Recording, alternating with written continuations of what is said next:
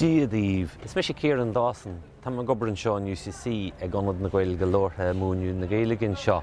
As go dtíreach báil an fáilte chu romh an seo, go dtí seachtain na féile pádraigh an seo an UCC. Tásúlagum go mbeidh sibh lín fan na seachtain ar fad agus go muna sibh tainniú mór as an teachtain. By the time St. Patrick arrived in Ireland, Irish had established itself as a language within the island of Ireland. Now the Irish that they spoke, even though we can never be sure what that language was in the sense of how they spoke it, what it was, but we do have elements of it have been handed down to us in written form. And what we see is a language that's quite different from the modern language, and it's quite inaccessible to the speaker of the modern language.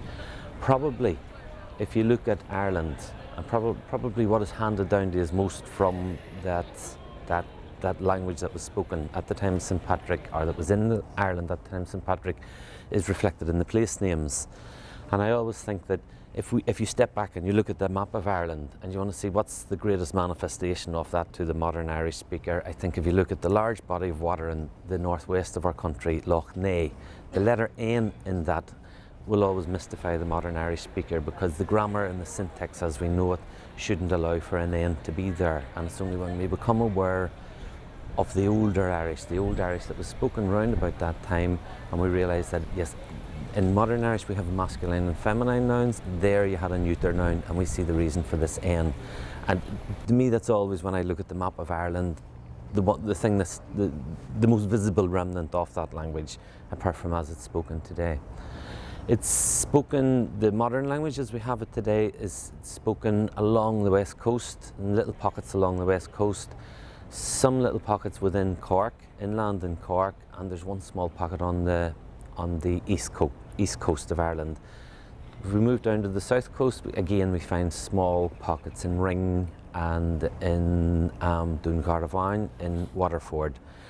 It's really where the land was poor, traditionally where the land was poor. If we go back to the Cromwellian times, we see that the Irish were pushed out to the west, out to where the land was poor, and basically that's where we find Irish today. Now there has been, since the end of the 19th century, there has been a large move to re-establish it in urban centres, along the east coast in particular. We find it in Cork, we find it in Dublin, and we find it probably in the strongest manifestation of this is in Belfast. We find the language very vibrant when we go into the west of Belfast, so we do. But again, in order to touch base, I suppose, with the language in the form that is unbroken, going back into the mists of time, through St. Patrick, into when the Celts first came to Ireland, we need to go to what we call the Gaeltacht, and that is these little pockets along the west coast of Ireland. Irish people have a very strange affinity with Irish, because, you know, when you come from abroad, when you come into Ireland, when you come into the Republic of Ireland especially, you'll see all the signs are bilingual. And then you hear nearly everybody around you is speaking in English. But when you scratch a little bit below the surface, you find, yes, they do all have a fairly good knowledge of Irish, and they have a very strong connection with the language. They're very happy, particularly when they hear somebody coming from abroad. And when they come into the shop, when they stop them, and they'll say a little phrase like "Goramahagat," thank you, or "Mashidahale," please, or "Jiagach," hello. You will always find, if you come from abroad into Ireland, you use a little bit of Irish that you've learned, Irish people will always respond very well to you. Better than they will respond to you if you speak English, which everybody speaks. We have a very strong tradition of teaching Irish in UCC. We have the Department of Ancient and Modern Irish, who deal with the language as it was in its earliest form. Then we have the Department of Modern Irish, who teach the degree programme, the academic programme for students who would need to have a little bit of Irish before it. Then the centre that I work for, Ionad na Gaeilge Labhartha, we basically pick up where everybody else leaves off. And we need to do that, because apart from the people who are studying Irish as an academic subject, almost everybody in UCC wants to do Irish. Members of staff want to do Irish. Families of members of staff want to do Irish. Students who are doing subjects from widest part as engineering, medicine, the sciences, they want to keep up their level of Irish when they're here, or they want to learn it.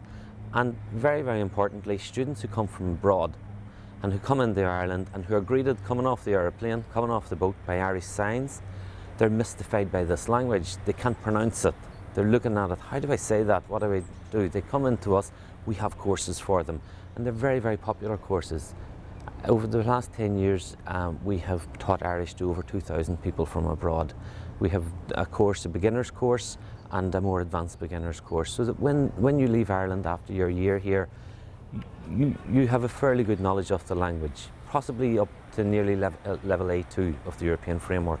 I know that the poetry in particular there's a scheme by which the poetry is financed, the translation of the poetry is financed. So some of the modern poetry is being translated not just in the English, but in the Japanese, and the Spanish, and the French, and the German, and it does get quite an outing in the international world. But the modern literature, the prose literature, the short stories, the drama, and the novel doesn't get the same. I'm not too sure why that is, but it just doesn't get the same exposure on an international level. I would encourage you to come to UCC, and when you arrive in UCC, we're in the O'Reilly building. We're very, very accessible. You can contact us before you come into UCC. We'll provide you with all the information on our courses, and we'd advise you to come and see us. As I said, as soon as you get here, or to contact us before you get here, and we will certainly cater for you. We never turn anybody away. For us as Irish people, as people who work with the language, who are committed to the language, it's always, it touches us somewhere when we see people coming from abroad. And it's so easy to drift through Ireland and not to stop and not to pay attention to the fact that, wait a minute, the Irish is a big, big part of all our culture. Whether we speak English or whether we speak Irish, it's a big part of all our culture, and that you recognise that. We will always respond well to you for that. Sin bhfuil inis tásúlagan gur bhain tú sult as an chaintmhe go bhí agin le na chéile. Agus go bí áite bhfuil tú an sa dóin, tásúlagan go bhfuil tú buin sult as seachtain na féile pádraig, agus go méid tú slán sábhailte. And someday, I hope, when you've come to Cork, when you've done our classes in Irish, you can return to this video and you'll know what I have been saying to you.